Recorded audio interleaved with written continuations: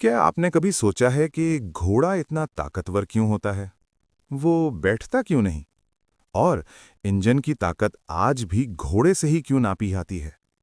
देखें, घोड़ा सिर्फ एक बड़ा जानवर नहीं, इसका जिस्म हरकत के लिए खास तौर पर एवोल्यूशन के जरिए बना है।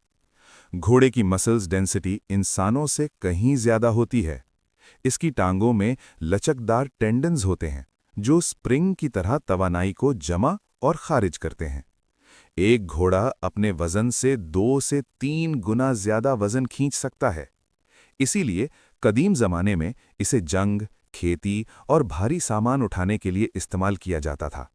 सदियों तक बहुत कुछ घोड़ों पर ही मुनहसर रहा।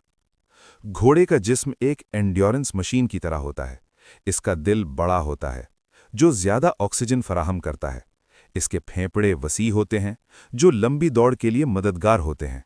इसके खून में रेड ब्लड सेल्स ज्यादा होते हैं, जिसकी वजह से वो घंटों तक बगैर रुके दौड़ सकता है।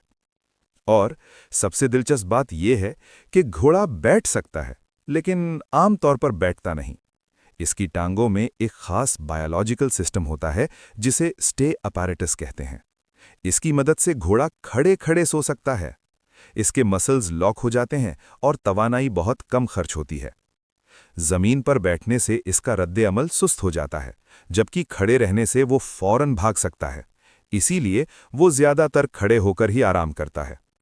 18वीं सदी में जब स्टीम इंजन आए, तो लोगों को समझाना मुश्किल था कि मशीन कितनी ताकतवर है। तब साइंसदान जेम्स वॉट ने एक तरीका निकाला कि मशीन की ताकत को घोड़े से मवाजना किया जाए। जेम्स वॉट ने हिसाब लगाया कि एक सेहतमंद घोड़ा 1 सेकंड में तकरीबन 746 वॉट का काम कर सकता है। इसी को 1 हॉर्स पावर कहा गया। यानी अगर कोई गाड़ी 100 हॉर्स पावर की है, तो वो 100 घोड़ों जितनी ताकत पैदा कर रही है। यानी घोड़ा वो जानवर है जो सदियों से इंसानों की मदद करता आया है।